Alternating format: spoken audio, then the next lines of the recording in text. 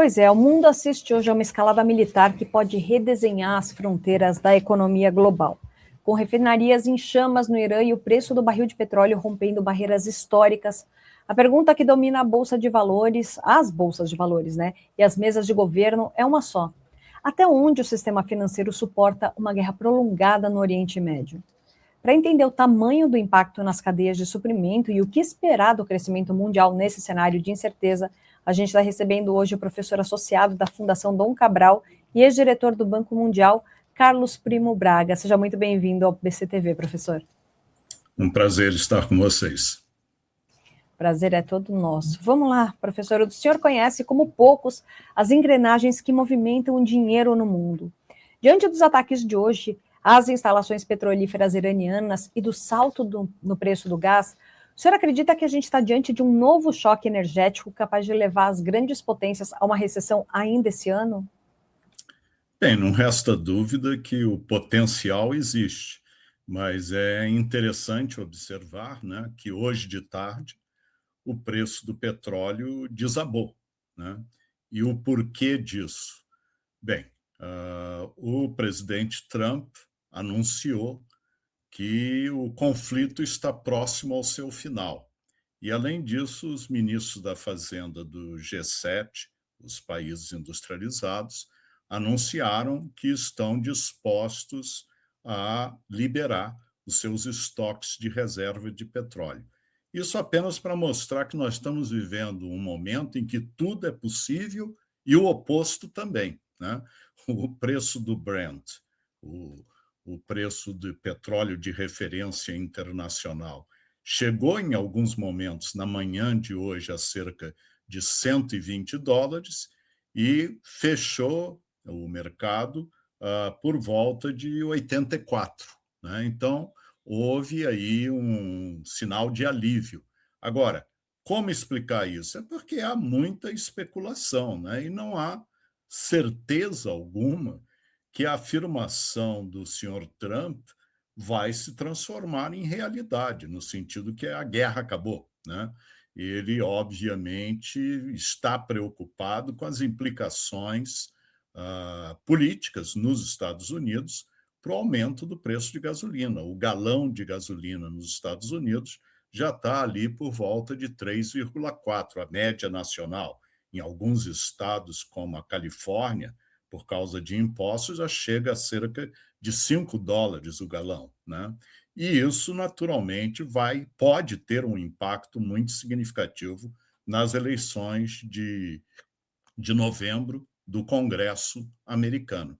Então, é um momento de grande volatilidade, né? A gente observou também a Bolsa de Valores nos Estados Unidos, né? Que inicialmente estava apresentando quedas dramáticas, acabou em alta. Standard & Poor's 500 fechou 0,83% positiva, né? A Dow Jones 0,5%, a Nasdaq 1,38%, revertendo declínios que, no caso da Nasdaq, por exemplo, tinha chegado a cair 1,5% no início do ano. Então, é só para enfatizar de novo que nós estamos num período de grande volatilidade. Mas até o momento em que a situação do Estreito de Hormuz for solucionada, nós vamos continuar a ter pressões significativas sobre o preço do petróleo e do gás natural. Falando em Estreito de Hormuz, quer dizer, ele continua lá, uma ameaça constante de que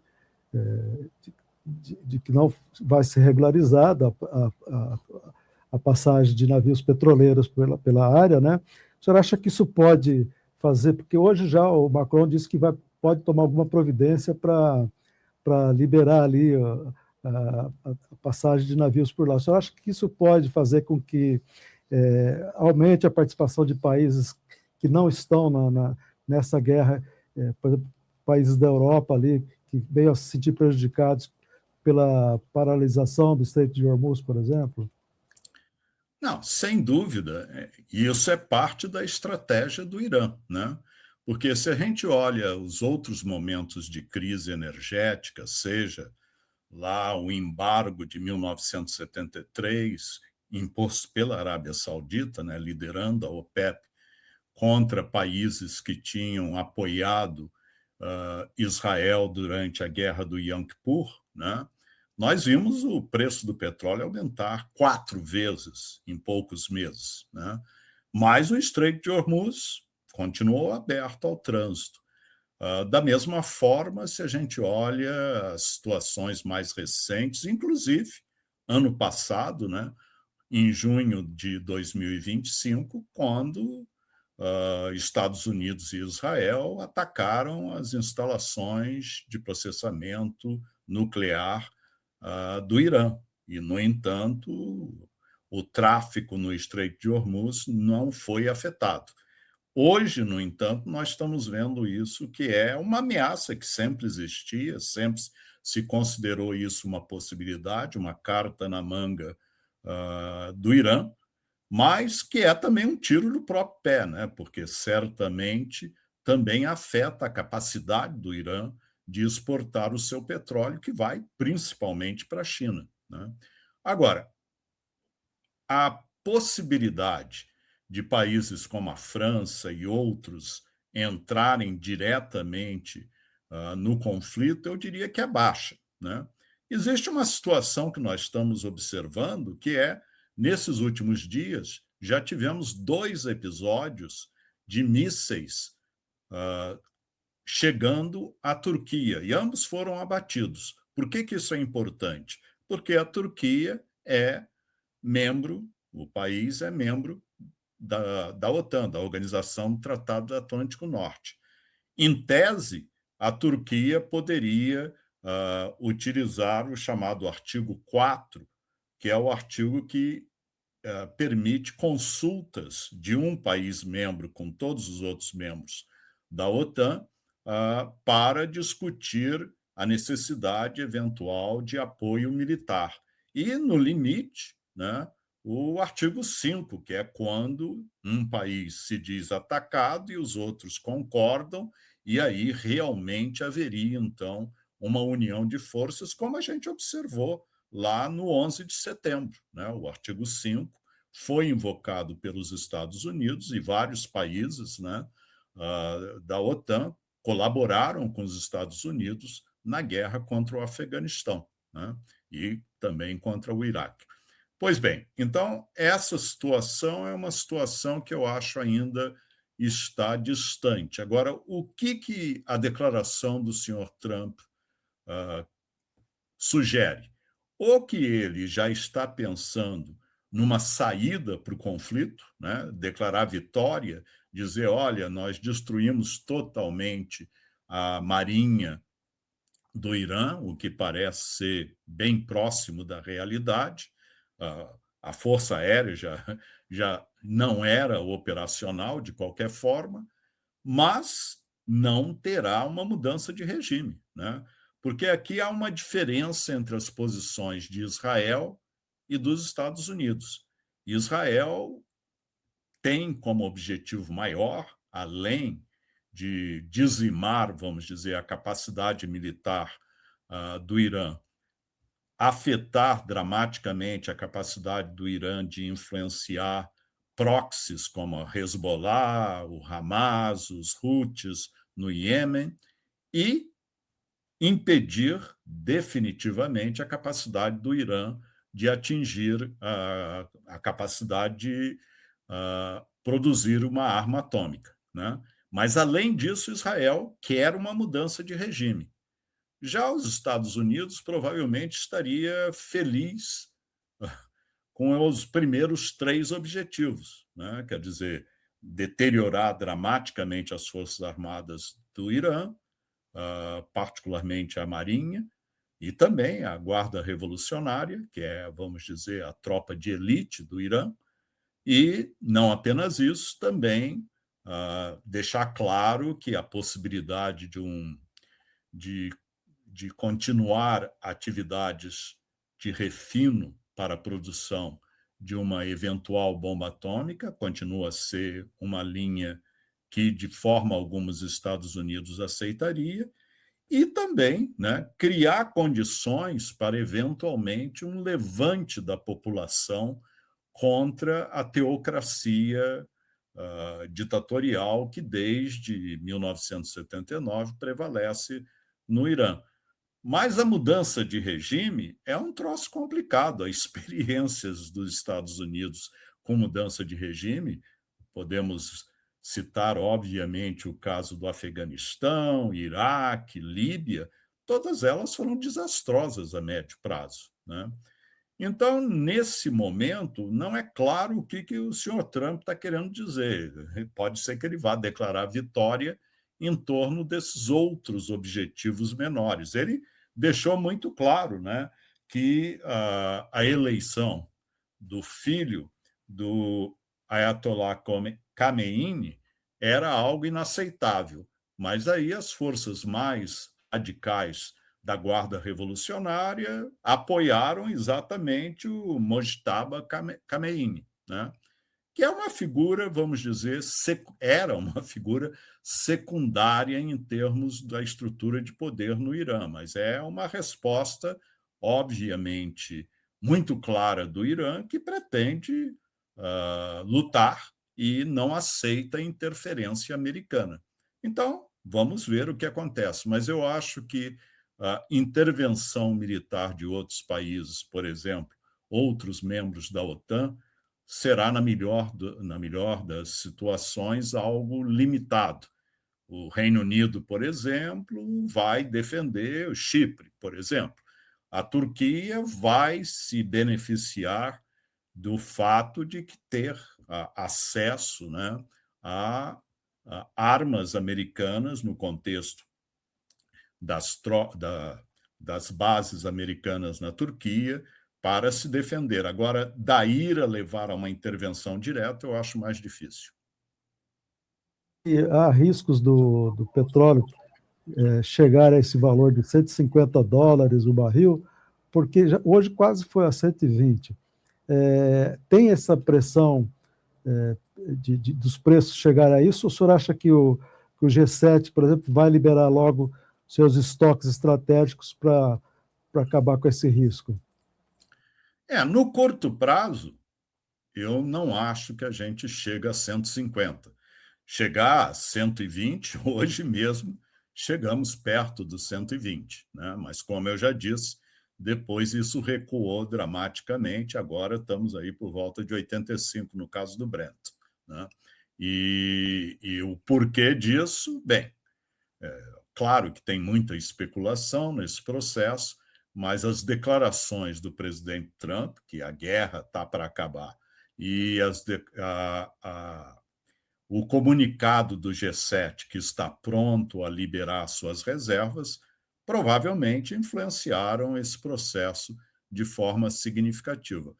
Agora, se o Estreito de Hormuz continua a estar parcialmente fechado, porque o problema que a gente tem nesse momento é não apenas a questão do Estreito de Hormuz não estar permitindo a passagem de petroleiros, de navios de uma maneira geral, né? O tráfico de dezenas de navios em dias normais, hoje praticamente não está ocorrendo. Passaram 2 ou 3 navios nessa última semana, navios do Irã, né? Então, obviamente, essa situação vai continuar a pressionar os preços do petróleo, porque nós estamos falando de cerca de 20%, né, dos fluxos de petróleo e de gás natural que passam pelo Estreito de Hormuz. Obviamente, tanto os Emirados Árabes Unidos e, sobretudo, a Arábia Saudita têm pipelines que permitem parcialmente derivar o seu fluxo de petróleo para instalações no Mar Vermelho. Mas aí a gente ainda tem a questão, até esse momento, os Houthis não atuaram, né? Mas eles são bem próximos do Irã, né? Então, isso pode também complicar ainda mais a situação caso eles passem novamente a atacar navios no Mar Vermelho. Agora, tem um outro aspecto. Países como o Kuwait, o próprio Iraque, né, estão fechando as suas operações porque não tem como estocar o petróleo produzido, porque ele não está fluindo. E isso vai criar gargalos, né? Porque uma vez você fecha uma refinaria, isso pode levar semanas ou até meses para ela voltar a uma operação plena, né? Então, nós vamos continuar a viver num período com gargalos, né, no preço de energia e influenciando o preço de energia e com consequências geopolíticas e econômicas. Certeza. Bom, para você que está chegando agora, hoje o nosso convidado é o professor Carlos Primo Braga, ex-diretor do Banco Mundial, que analisa os riscos da guerra para a economia. Professor, o Brasil é um grande exportador de commodities, mas também sofre com a inflação global. No balanço final, esse conflito pode acabar sendo, de certa forma, positivo para a nossa balança comercial? Ou o senhor acha que o aumento no custo de vida vai anular qualquer vantagem que a gente possa vir a ter? De novo, né? Eu sempre cito John Kenneth Galbraith, que costumava dizer que economista só faz previsão para dar credibilidade à astrologia, né? Eu sou engenheiro mecânico. Depois eu vi a luz, fiz um mestrado e doutorado em economia, mas utilizando aqui a minha posição como analista econômico, eu diria que, como tudo na vida, há aspectos positivos e negativos. De um lado, essa situação vai ter um impacto nas expectativas de crescimento da economia global, né? As expectativas de crescimento esse ano, 2026, eram da ordem de 3,3%, qual seja o mesmo ritmo de crescimento que a gente observou em 2025. No caso brasileiro, a gente sabe que nós estamos entrando num período de desaceleração da economia, muito provavelmente abaixo de 2% em 2026, depois dos 2,3%, 2,4% de 2025. Não é nenhum desastre, mas é um processo de desaceleração. O governo, a administração Lula, naturalmente, tem interesse em apertar o acelerador do ponto de vista de política fiscal, porque esse é um ano eleitoral. E não é qualquer governo tentaria fazer isso, mas nós estamos num momento em que nós nos aproximamos daquilo que se chama dominância fiscal, que é quando a política monetária perde a sua eficácia, porque hoje aumentar a taxa de juros, a Selic, no caso brasileiro, para tentar controlar o aumento de preços e o impacto dos preços de energia na inflação brasileira, isso começa a ficar contraproducente, porque o custo de carregamento da dívida se torna cada vez mais um gravame para a economia. Então, a menos que você tenha capacidade de controlar os dispêndios fiscais, você terá problemas, né? Agora, tem setores da economia brasileira que vão se beneficiar. Petrobras, por exemplo, com o aumento dos preços de petróleo. Do ponto de vista da questão das commodities, de uma maneira geral, independentemente, principalmente, né, a questão dos produtos agrícolas, tipicamente há uma relação inversa entre o preço de commodities e o valor do dólar, né?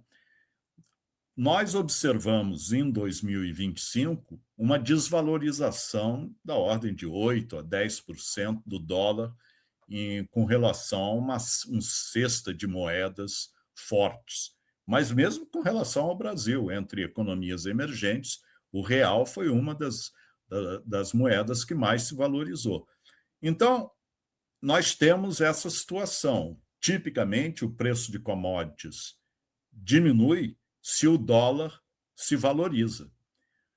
E, em momentos de conflito, o dólar ainda é um dos safe havens, um dos portos seguros, como o ouro, como o franco suíço, para o qual os mercados tendem a se orientar, né?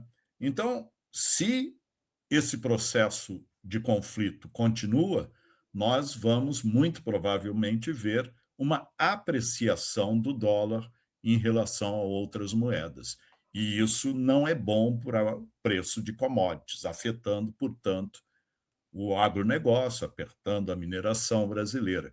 Agora, eu não vejo isso como um grande problema. O problema nosso é muito mais doméstico nesse momento, para determinar o que vai acontecer em termos de crescimento em 2026, do que a situação externa. Mas certamente o conflito não ajuda. Professor, tanto o Trump quanto o Netanyahu diziam que o objetivo da guerra era mudar o regime iraniano, né? Agora, a gente já viu que a morte do Ayatollah não foi suficiente para que a população se rebelasse. Como é que o senhor acha que a oposição lá, quer dizer, ao regime, ela ainda tem condições de tomar o poder como vinha se desenhando, como ela vinha pleiteando nas ruas? Olha, existe naturalmente uma oposição significativa ao regime teocrático no Irã, mas essa oposição não tem acesso a armas, né? Essa oposição, primeiro a gente tem que lembrar, né? Existem minorias, como por exemplo os curdos, né? Esses têm acesso às armas, mas não têm a capacidade, vamos dizer, de derrubar o regime, né? E há outras minorias. Os persas são mais ou menos 60% dos 90 milhões, 92 milhões da população iraniana, né? Existem várias outras minorias. Agora, na realidade, o senhor Trump, é muito difícil dizer o que o senhor Trump quer, né? Mas a estratégia da administração Trump, pelo menos se a gente observa as declarações do secretário de Estado, Marco Rubio, né, que é uma pessoa mais, vamos dizer, centrada em termos das suas declarações, a questão de mudança de regime não era uma prioridade, né? Agora, o senhor Trump, sim, diz que, seja lá quem for colocado como o grande ayatollah no regime iraniano, os Estados Unidos quer ter uma palavra sobre isso, né? E deixou muito claro que o senhor Mojtaba Khamenei era considerado não aceitável, né? Mas quem tem prioridade na mudança de regime não é os Estados Unidos, é Israel, porque os Estados Unidos têm essa experiência, vamos dizer, extremamente negativa com relação à mudança de regime. Perfeito. Quer dizer, o senhor acha que, de acordo com os prognósticos que estão aí, dificilmente, então, vai haver uma mudança de regime lá, porque não há forças que você perceba que tem organização suficiente para derrubar essa força que protege lá o regime que era mantido pelos Khameneis, né, dos Ayatollahs. Não há força que ameace essa dinastia ali religiosa, né? Se a gente olha a história, né, lembrar que lá em 1979, o Ayatollah Khomeini, né, voltou de Paris e liderou o golpe que expulsou o Shah do Irã e impôs, né, o regime teocrático islâmico no Irã, né?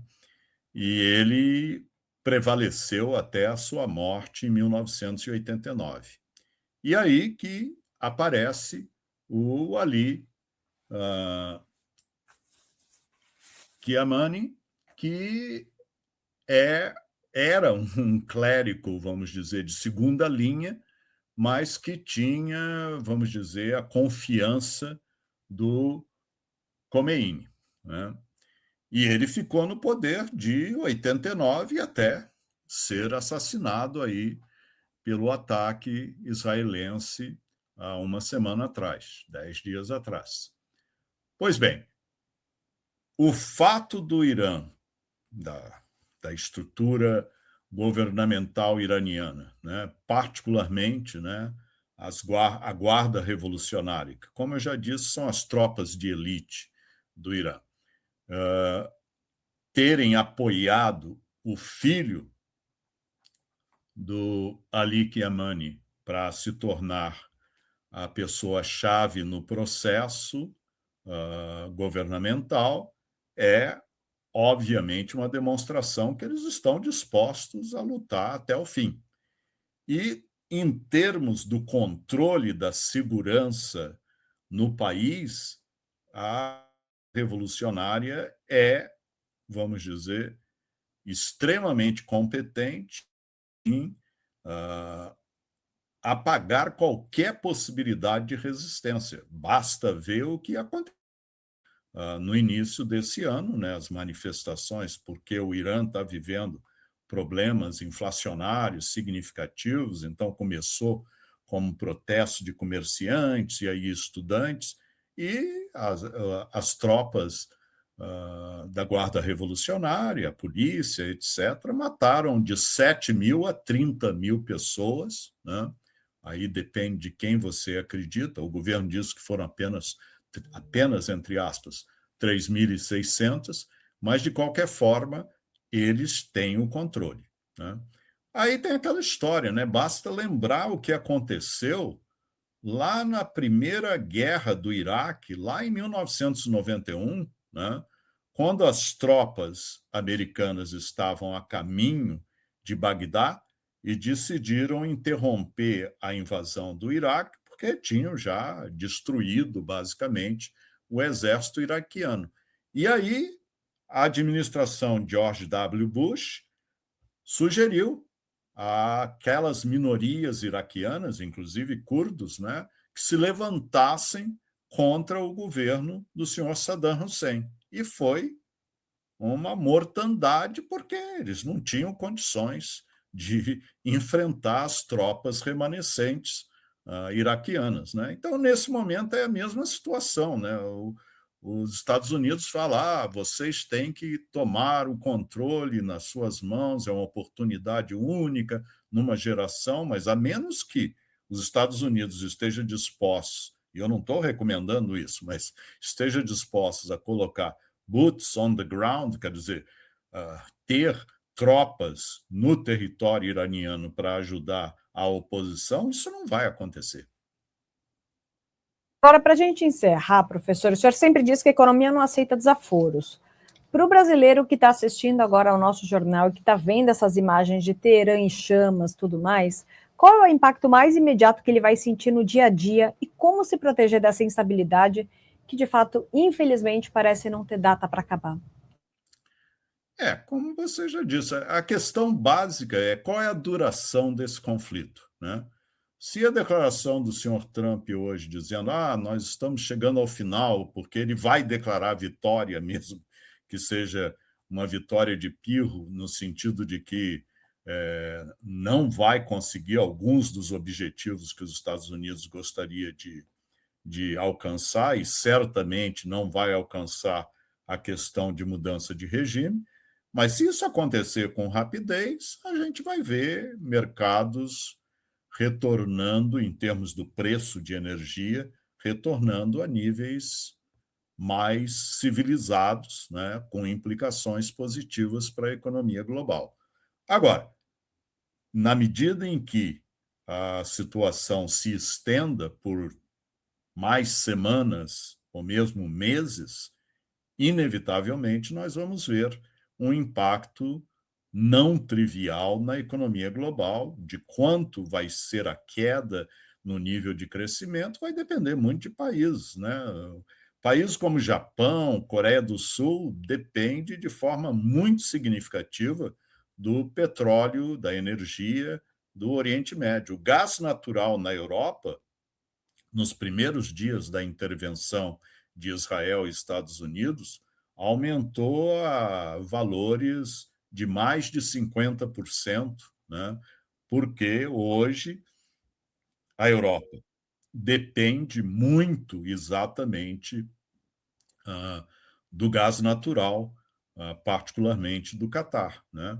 Então, aí nós vamos ver desaceleração da economia. Para o Brasil, como eu já disse, tudo vai depender de quais as implicações para o preço do dólar e como isso impacta o preço de commodities e a desaceleração da economia mundial. Se é um período mais longo, certamente não é positivo para a economia brasileira. Mas eu volto a dizer, o nosso problema é muito mais doméstico.